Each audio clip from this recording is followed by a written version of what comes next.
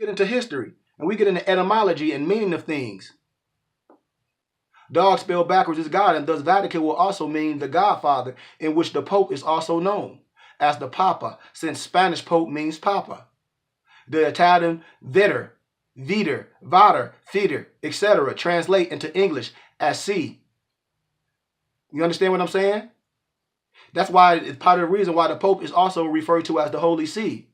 La Santa Sede means the Holy See, seat, headquarters. You see? And we quote things, putting titles on us. I said, man, y'all acting just like the church. I have family that's in churches, and I love all my family. But if we can't, and when I explain it to them, they know what I'm telling the truth. I have family that's NOI. I explain the truth to them, they know. You got somebody over you in the church talk about, oh, this is my son in ministry. That he done sons you. That's some Vatican stuff. Oh, this my sheik. This is my grand sheik. It's only one grand sheik at the Moorish Science Temple. That's Noble Drew Ali. We don't understand language. That's why certain scriptures says, my thoughts, not my words.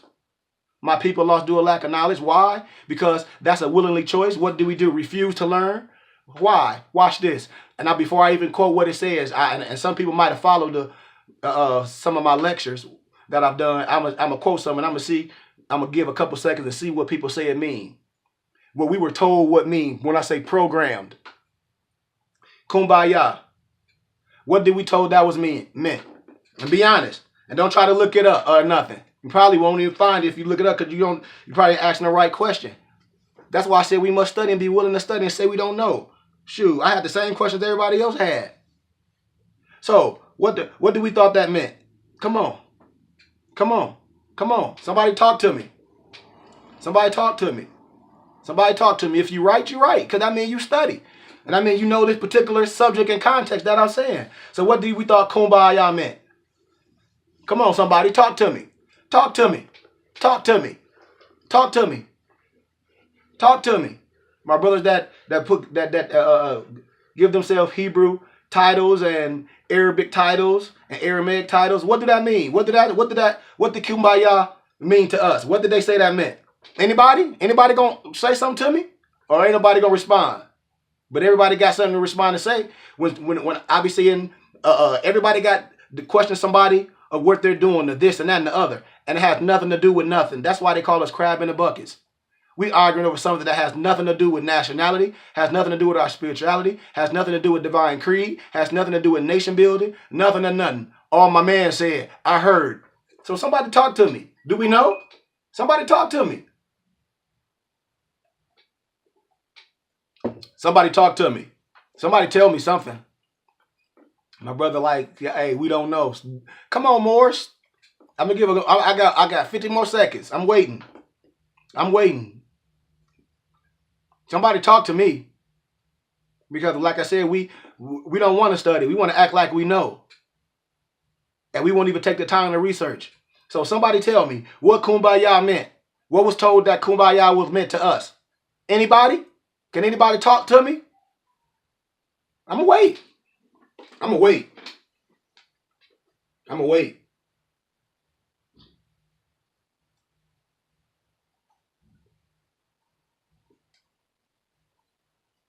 That just be like when I ask Moors when they be telling people not to drive with driver's license. I say, you got a driver's license? They get the duck walk. I say, do you file your taxes? Did you put your social security number when you got your job? Yep, I don't. I'm a business.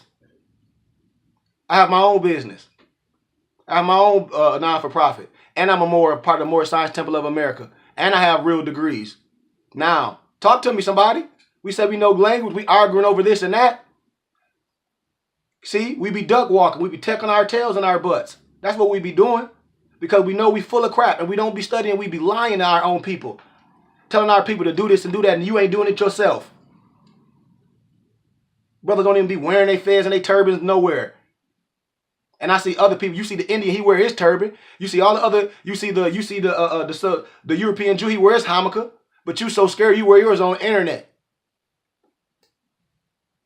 Real talk. So kumbaya, let's dig. Since ain't nobody gonna say nothing. Since ain't nobody gonna respond. The blacks, slaves, sing songs in Hebrew. When we talk about language and dialect. When I be talking about, man, the Bantu language, Chinese, all that, all one language, all one dialect. But we're not linguistics. We just arguing, man. How you gonna check somebody over a religious book and you don't even know what the book, and you don't even know the language it was written in?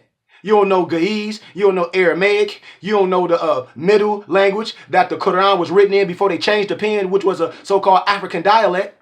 You don't know nothing. We just arguing, man. We just arguing. And the whole thing, it should be nationality. The whole thing. And spirituality. But many of us have heard and sang Kumbaya at some point in our lives. But most people aren't aware of the origin of the song and the meaning of the words. You know, when you was in elementary, we all was in elementary, we were told that it meant come by here. And we all know it. But see, nobody want to answer wrong. We want to act like we intelligent. No, we supposed to know we don't know. You just don't take on something and go out and battle and you ain't ready for battle. That's a fool. You prepare for battle. You say you ain't ready. You go prepare. You train. You get ready. You don't take your stupid butt out on the battlefield and you know you ain't prepared for battle mentally, spiritually, and physically. You just dressed up like you ready. And then when somebody asks you something, you tuck your tail in your butt and you get up mad and you get mad like a religious preacher. And that's a lot of what people was taught. That they believe what the song was meant for a long time. So here's a breakdown of the word in Hebrew, because that is a real language. I hope we know this. We arguing over nothing. The cum, the K-U-M or the Q-U-M in the strong lexicon, Moorish, Hebrew, my brothers that's Hebrew Israelites, my Hotep brothers, number 6965. It means stand up, arise. Research it, the ba. And it doesn't have any meaning along in the Hebrew dialect, but may be abbreviated for Abba, which means father, but that's unconfirmed. Don't quote me on that. But we use our reason. Yah, in the Strong's Lexicon, 35, which that's why when you hear the Indians, which was Moors, when they say the pantheon gods, when they say Hayya, which is a pendulum word, Yah to the right, right to the left, man, you don't understand. You tripping. But Yah, in the Strong's Lexicon, the 3050, this word is translated as Lord in Scripture when referring to the God of Israel. The God of Israel. The God of Israel. Come on, man. So when you brothers be going around talking about that Christian stuff, you got to show me in the Bible where it say Christian. Because in Acts 24:5, they say this pestilent fellow, a ringleader of the Nazarenes. Christian, you got to know what Christian mean from the root etymology. It means the same thing yesterday, today, forevermore. And then you got to understand what it means in every context. Look at what Christian mean in a form of religion. Look up the word created and the root. You tell me. There's no reason to argue. Words mean things. If they didn't, every word would be the same. Y'all know what this Moorish Science Temple is all about. There's no even reason to even go there. Loosely translated, the lyrics seem to mean arise, Father God, and not come by here, as we've been told. This song seems to be a remnant of the Hebrew language that was stripped from the slaves.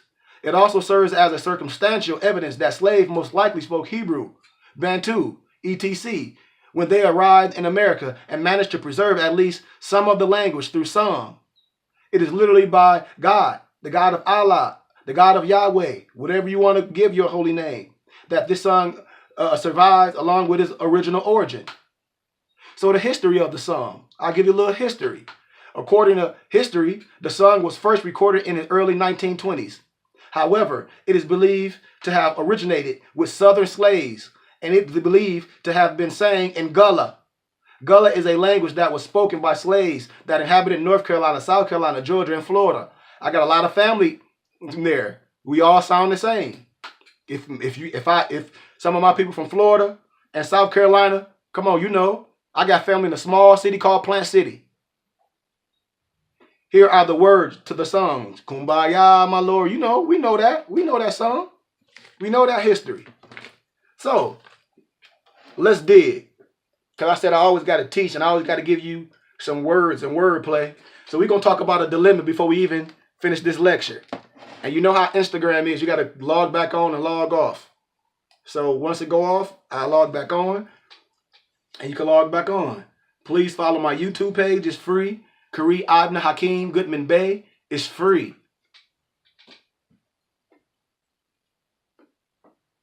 But one of the disturbing challenges, Moors, that we all face. Every time we get the opportunity, and every time I get the opportunity to speak to brothers and even older gentlemen, because just because you're older don't mean you my elder. That just means you have gray on your head. You feel me? Just because you have, listen to me, just because you're older and have gray on your head doesn't mean you my elder. Elder comes with a responsibility and wisdom. The glory of a young man is his strength, but the wisdom of an older man is the grays on his head. So them grays on the head supposed to mean something. It don't mean you have wisdom just because you got gray hair. But when I speak to older gentlemen today, you got to remember me. Salam, assalamu alaikum. Greetings. We greet everybody. Peace. Shalom alaikum. Assalamu alaikum. Mashe. Peace. Shalom alaikum. Aya asha aya. But one of the disturbing reality that the vast majority of the NBCs, and I call them Negro black colors and so-called African Americans, they have absolutely no idea that they are still slaves. Not slaves in the sense of physical yokes, but then when I say that, I show you are when you use those titles. If you don't know about the Dred Scott, if you don't know that a Negro African American color has no rights, when I break down law, which is your right when I say I study law, it's not a such thing as Moor law, not a such thing as black law, Indian law. It's a such thing as indigenous people law and policy.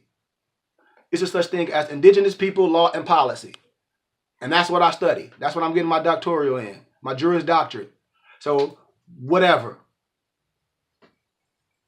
But the problem with the average brother and sister that I speak to today, and it's disturbing reality that the vast majority of the NBC, they don't have no idea.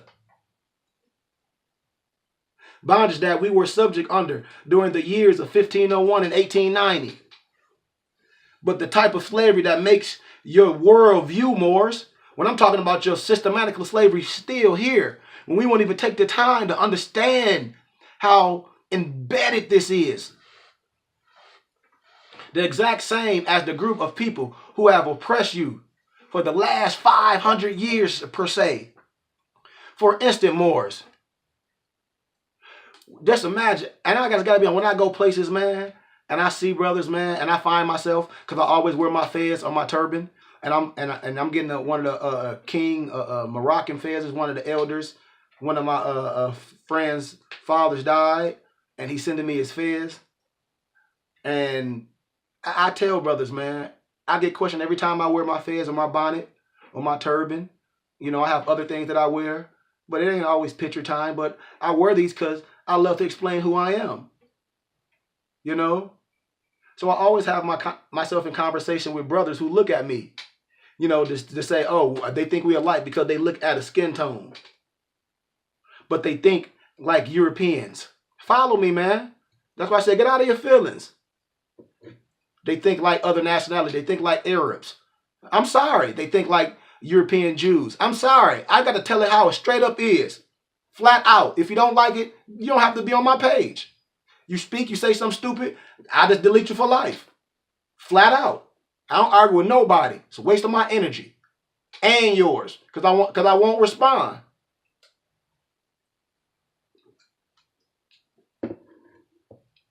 But let me paint a picture for you what I'm talking about, Moors, and my empresses.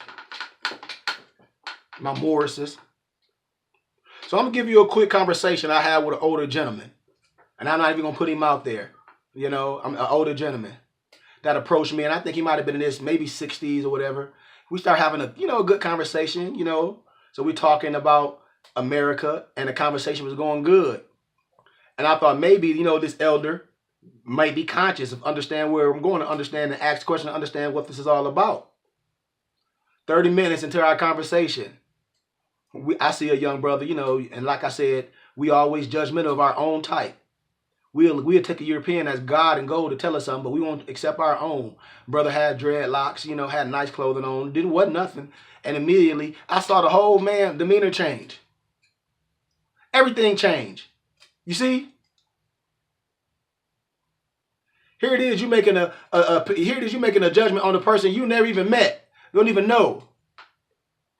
Talk about the genes and this and that and the other. The brother talk about I heard brothers say they'd rather have Moorish daughters date European boys. I'm serious. Than date a Moorish boy with dreadlocks. Told me to pieces.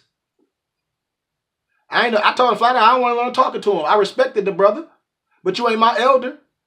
I respected the brother, and I dismissed myself, and so I expressed myself. You know, because I love to express myself eloquently. Because if you a person, you express yourself. I told him that I disagreed with everything he said. You know? But the thing is, what I'm telling you, brothers, what I'm saying is the physicalness, the systematic physicalness of our mentality, the brainwash, NBCs, Negro black color, that look at yourself and call you your hair nappy or something. You know? I only hear brainwash Nick NBCs straight or curly hair call their skin nappy or something. It shocks me today. Because the mindset, because we was programmed that everything about you was ugly. All in the religious books. All in the religious books. And that's not true because they changed the pen. And you're going to be under something that say your skin is a curse. And your black skin is ugly. And the Most High said for you to be a slave. And you roll with that? And you roll with that? And you call yourself a Hebrew, Israelite, or whatever, and they using a dialect and a tongue that you didn't even speak. It wasn't even your dialect. And you roll with that. You're not obeying your forefathers or your foremothers. We had a spirituality, and that was more science. And y'all know the truth.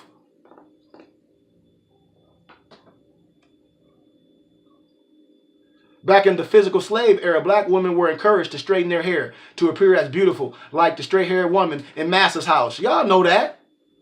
Y'all know that.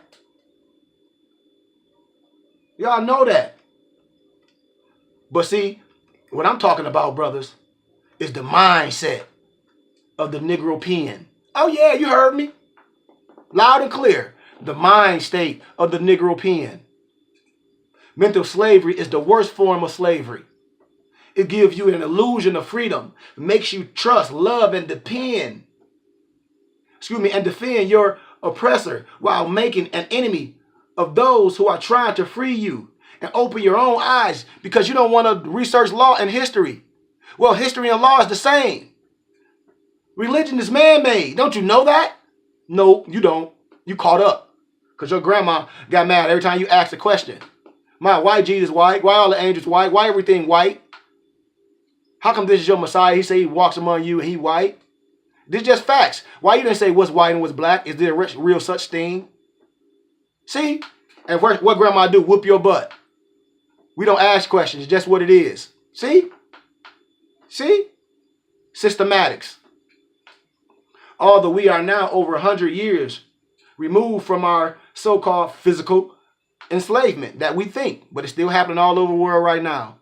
Y'all know this. In certain parts of the continent of Africa, everywhere, you have Arabs, so-called under the name of, under the religion of Islam, enslaving the brothers. Y'all know this truth? Y'all know this truth? Y'all know this truth? Okay, so now let's dig. If I was a Crip and a Blood, and I'm under that flag, and we doing this to people, you part of it. Come on, Moors. Y'all know it's the truth. We arguing over dumb stuff. Oh, about the Moors killed this, the Moors killed that. Man, look. My homeboy brother killed his own brother. Malachi York's son set him up to go to prison, and he a record producer. Tried to get people to conspire. Come on, man. I study law. It's just what it is. And we talking about some dumb stuff. Your brother will kill you today. Your own brother. So stop it. So stop it. Just because somebody got a fez on and say Islam to you don't mean nothing. I told you better check that person. And don't be afraid to ask them questions. Because Negroes be lying. They lie. They all lie. Flat out. And when you check them, they get mad. They get mad because they know they lying. Telling you to do something they ain't even doing.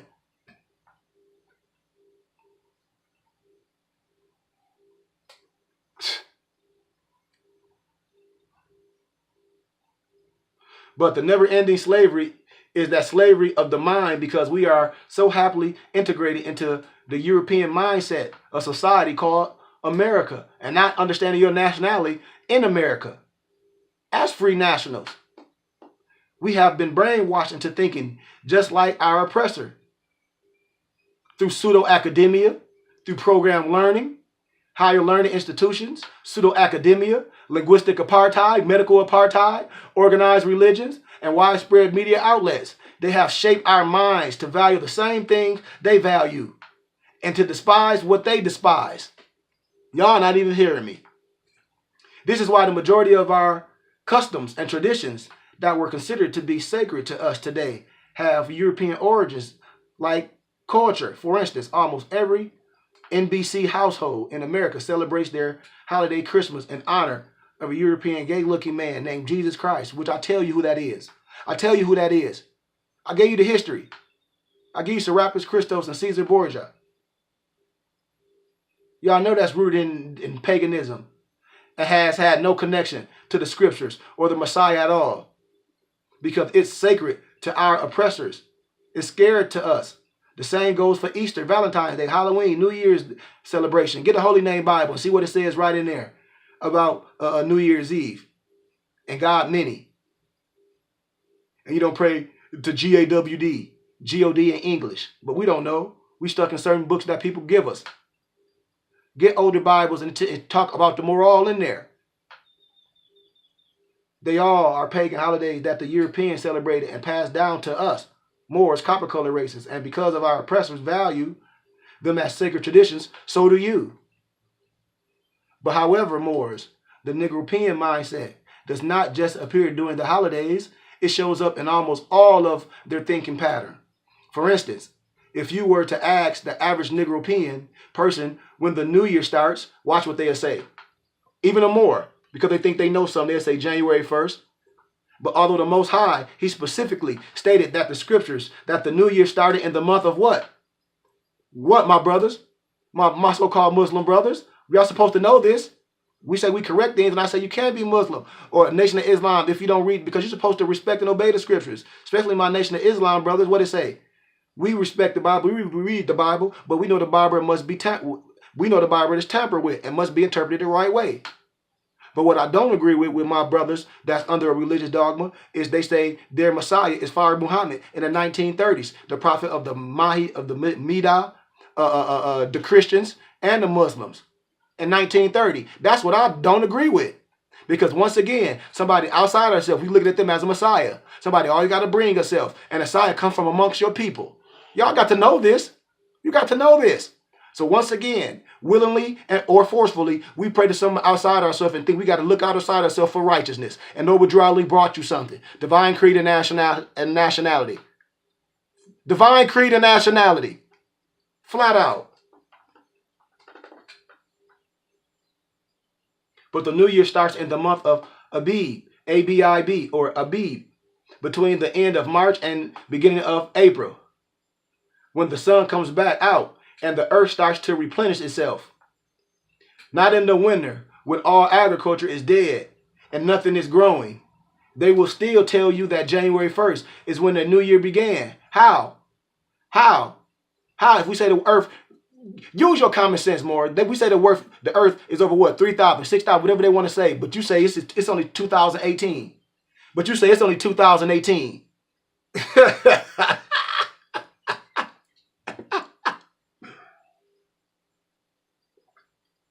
But you a scientist. You don't even know maps. I hear brother talk about, we're finna go back there. I keep telling you about the Louisiana Purchase. Some Italians, they can't purchase something that wasn't theirs. And that was all the Washington Moors. I just gave you the history about the empress. Don't y'all know this? All that stuff was already here in the Americas. But you talk about going somewhere. You talk about going somewhere. I'm telling you. Some stuff, I'm telling you. Religious dogma, man, come on, man. But anyway. Why? Because they've been fed. Negropeans been fed these lies. Negropeans with their religious dogma, their lies, been fed lies throughout their entire life from both European institutions and their Negropean parents and relatives and religious organizations. No matter if you black, white, color, orange, purple, or brown. If you go into any religions and they telling you not telling the truth, that's false. You can't get mad at the truth. Brothers not just telling you the truth. They reading one thing and they running with it. That's why I said I study all of it. You have to get the history books of the Bibles. It's books. that go with the history books, just like Gad and Seer. It tell you who Mystery Babylon is. It tell you how the Roman Catholics and Islam conspired. It's just the truth. And then brother get all butt tight with their religious dogma because they've been told something and they ain't researched a damn thing. And then when you start researching, you say, well, it don't matter. It do matter. You part of it. If that's what you say, you affiliated, right? Guilty by association. You with somebody that murder them, you going to prison too. You part of the game. You got blood on your hand too.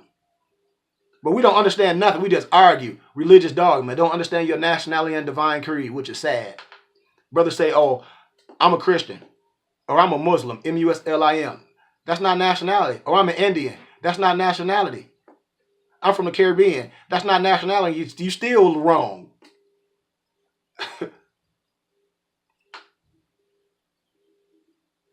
Now follow me in the context of what I'm going to say. Think about it. Think about it. Another great example of the Negropean mindset, listen to me, can be seen in our goals in life and what we desire to be and what we aspirate to become. What we want to be. Have you ever noticed that us as a people are trying to be the first this, the first that? Stuff that Europeans already done that don't mean nothing to me. Think about it. When you look at many of our so-called black, the NBCs and women in the last 100 years that Europeans esteem as successful, all entertainers. All entertainers. You got people on there shaking their booty. You got people on there showing their sex, talk about they famous. Many of them have the first so-called black, the first so-called white this behind their name, which means nothing to me. Obama, first black president. Not true. Not true. John Chavez was known as the first black college graduate. Ruby Bridge is known as the this, that, the first black this, first black that. You know? Do you see how all of the people above that were the first black this esteemed so highly today, and that's all we care about? But when a desire to accomplish the same goals as Europeans had already accomplished and esteem those who do accomplish it, that means our ideas of success is based upon whatever a European does. And as a result, this prevents us from using our talents and abilities to do whatever the Most High created us to do, Moors. Instead, go after the things of the world that our oppressor views as success. And by default, we are teaching our children to adopt these same beliefs, which rebirth an entire generation of Negropeans. Get mad all you want to. You know I'm telling the truth. That's what Carter G. Woodson was saying. When you control a mind, or when you control a man's or a woman's or a kid's thinking, you do not have to worry about his actions. Come on, right? Since the 1500s, Moors, when we started arriving here on the so-called slave ships, our minds have been systematically programmed to think, what? European. Upon their arrival in the Americas, our ancestors were stripped of their Hebrew names, of their Moorish names, their customs, because our diet is a Hebrew diet. Y'all Moors know I'm telling the truth. And their Hebrew faith. And were given the European names, customs, and faith. Then they were taught by their masters that in order to be accepted in society, they will have to look, talk, and act European.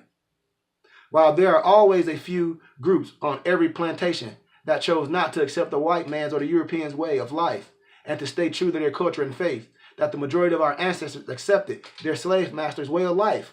Y'all know this the truth. Y'all know this the truth. I'm going to go on and on. But free your mind, Moors. Do not conform yourself to the ways of the world. Instead, be transformed. How? By the renewing of your mind. That's your nationality. That's your nationality. So let's get into this teaching, Moors. I'm in AZ. It was a good day today. I did my 10 miles early. And it's a wrap. So now we finna dig. And we're going to finish this teaching. But I'm going to touch on this little part of this law before I finish the holy nation of the Moorish Science Temple of America. So when brothers be acting about court, I'm going to bring out some of my law history stuff. So you can know a little bit. When I said I ain't giving everybody everything because I give you too much, you would read a sentence and run with it. I ain't under no Masonic code. And I ain't going to bust brothers out. We got some of my elders that's under a code. They can't tell you everything about our history. But I ain't finna tell you everything about law because you're not studying law. You're not under my auspices. So I'm not finna give you something. You read a line, you run out with it. But all history, I'll reveal it because I ain't signed no oath. I ain't on no European masonry. I told you, I Sufism. No, Drew Ali wasn't no Mason. He studied Sufism, the highest science. I'm telling you. He wasn't no Muslim. It was Sufism. The shrine, we don't even understand about certain things when we talk about masonry. That's science. But you let somebody connotate you. All come from Egypt. The 99th criminal right of Memphis and Mizraim. So I'm going to give you a little bit of pieces of when people be telling you court and this, and they just be giving you pieces and how you in court and how you all molested because laws change and you must know the language. But when you go to court, you got to understand one thing. Remember this. Remember this, Moors. In the United States, which are also private corporations set up to adjudicate you under color of law or colorable law. First, you have to understand that, that there are no such thing as judicial courts anymore because of bankruptcy that was filed by President Roosevelt. We got to understand that. We got to understand that there are only administrative courts acting as judicial courts. Supreme Court ruled that there are no judicial courts. We got to understand that. We got to understand that. Court ruled that there are no judicial courts in America, and there has not been since 1789. Judges do not enforce statutes and codes. Executive administrators enforce statutes and codes. Look up all the cases. I gave you all that yesterday. Look up all those cases. It's doc numbers. Research jurisdiction. You got to research this. I'm not even going to touch on the right to drive without license. Because Negroes, I've been seeing Negroes with federal, and they take that and have people out getting murdered, which happened. And we don't even understand the dynamics of this. If you got a license, why would you not want to drive without license? And I keep telling you it's the way to do things. You file affidavits the right way. You don't cause no confusion with some European that's scared.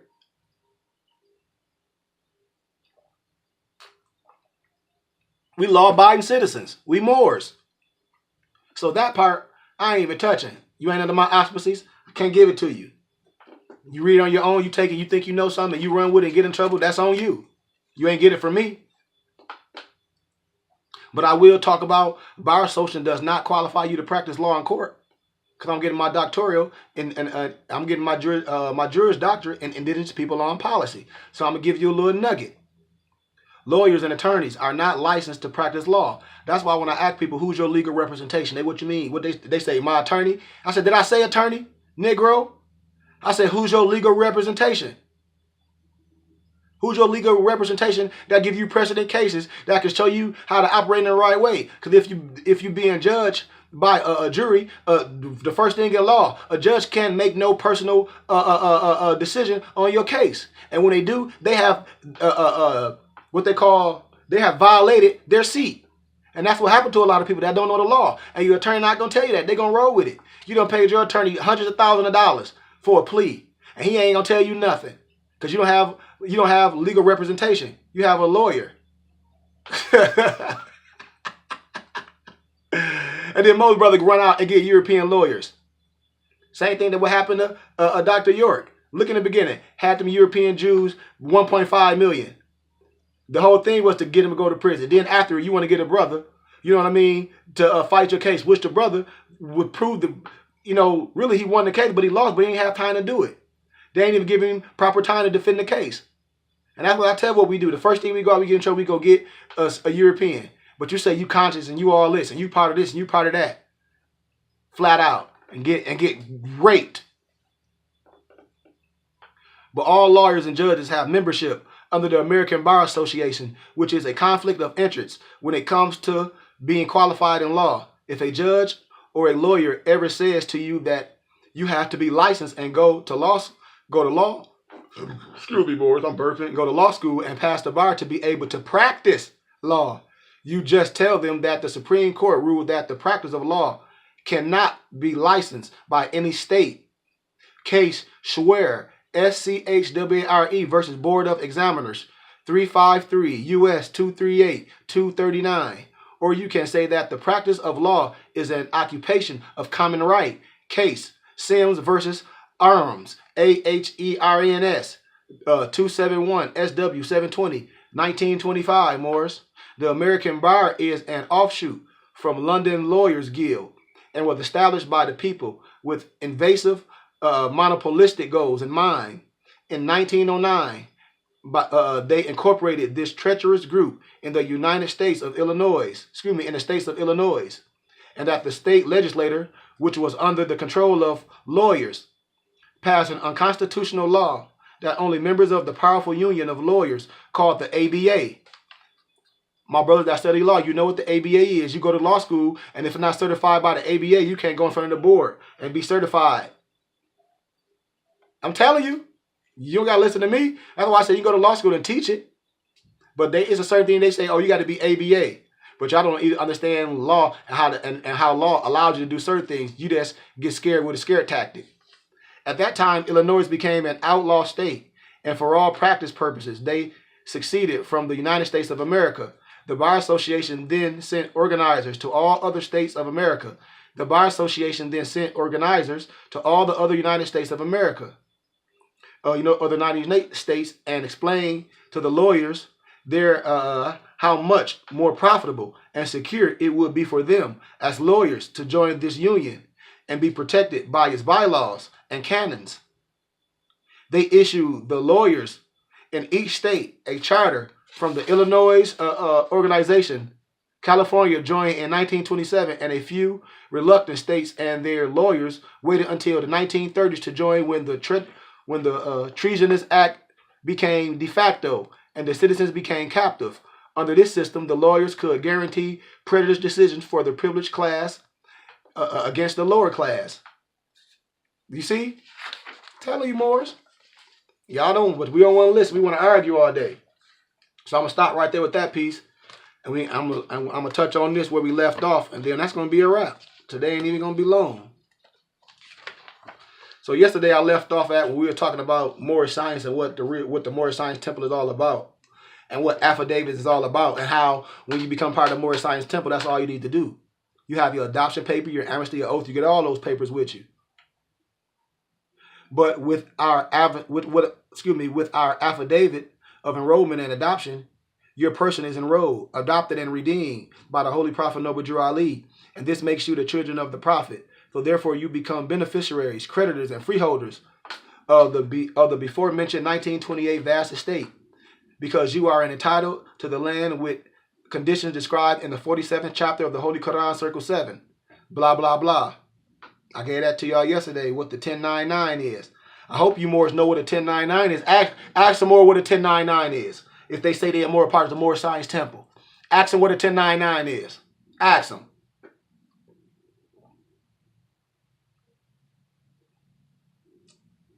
Because if they don't know what a 1099 is, oh my. Oh my. Oh my.